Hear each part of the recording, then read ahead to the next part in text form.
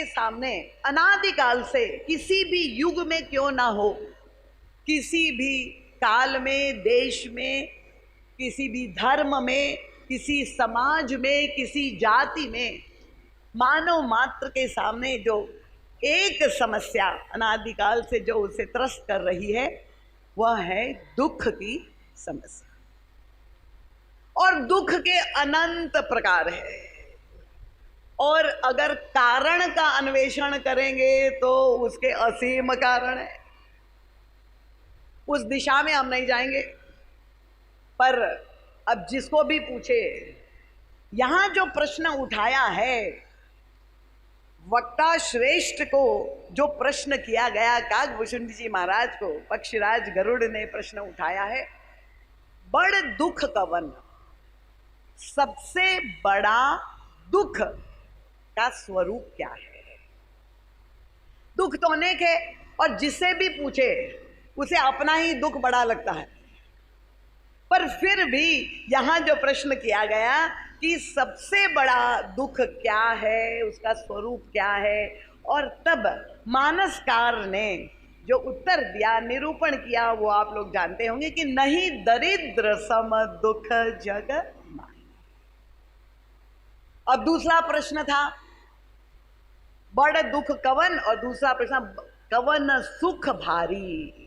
निश्चित रूप से इस पे भी आप लोग देखिए, मैं आपका सहयोग चाहती हूं, क्योंकि मुझे लगे कि आप सुन रहे हैं। यद्यपि शंकर नगर में पहले भी बहुत कथा हो चुकी है तो श्रोता अवगत होंगे, पर मैं प्रयास करूंगी। मानस का जीवन दर्शन अत्यंत गूढ़ और गंभीर है, जितना सरल और सरस हो सके, ताकि आपको बोधगम्य भी हो और असानुभूति भी हो।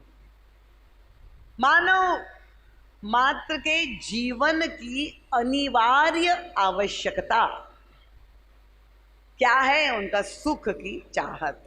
हमारे गुरुदेव कहते हैं कि संसार में अगर एक ही निर्विवाद विषय है जिसको लेके कोई द्वंद्व नहीं है पूरे संसार में, वो है सुख पाने की इच्छा। कोई ऐसा व्यक्ति नहीं है जो सुख न चाहता हो। यहाँ कोई है भगवान के ननिहाल निवासी जो दुख पाना चाहता है? सब सहमत है? सर्व सहमति से लॉक कर दिया जाए, सब सहमत है। प्रत्येक यहां पर बैठे हुए साधक सुख पाना चाहता है। अब प्रश्न यहां किया गया, सब सुख नहीं, सबसे बड़ा सुख कौन सा है? तो दुख का तो निरूपण कर दिया, नहीं दरिद्र सम दुख जग माही। पर जब सुख को लेके प्रश्न किया गया पक्षीराज गरुड़ ने, तो काकभूषण जी महाराज ने उत्तर देते हुए कहा कि संत मिलन सम सुख जग नाहि।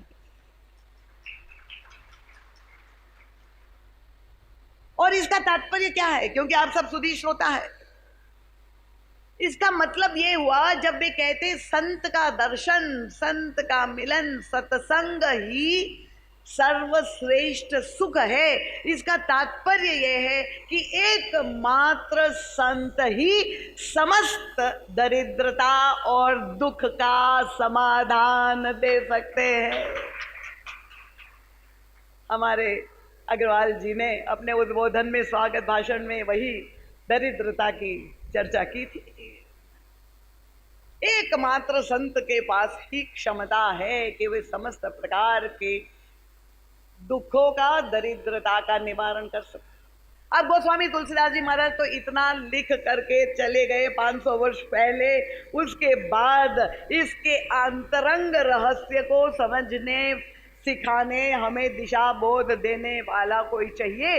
क्योंकि जब वे कहते हैं कि संत के द्वारा दरिद्रता का निवारण होता है, तो पहले दरिद्रता की परिभाषा क्या है ये तो समझने का प्रयास करेंगे। क्योंकि साधारण व्यक्ति तो यही समझता है दरिद्रता का मतलब एक अर्थ वही है, भौतिक दृष्टि से जहां अभाव है, धनहीनता जिसको कहते हैं, वो है एक प्रकार की दरिद्रता। पर युग तुलसी परम पूज्य महाराज श्री कहते हैं कि नहीं नहीं, केवल भौतिक अभाव ही नहीं, एक और प्रकार की दरिद्रता है। भौतिक बहिरंग अभाव तो निश्चित रूप से दुख का कारण है, पर जो दूसरा कारण है, दूसरी प्रकार की दरिद्रता है, वो है आंतरिक दरिद्रता। और आंतरिक दरिद्रता को और स्पष्ट करने के लिए महाराज श्री कहते हैं उसका भी विभाजन दो रूप में किया जा सकता है, एक मानसिक दरिद्रता, दूसरी बौद्धिक दरिद्रता। और इन सभी प्रकार की दरिद्रता का निवारण संत की कृपा से ही हो सकता है। तभी हमें जो है संत मिलन को सर्वोच्च सुख बताया गया। श्री राम किंकर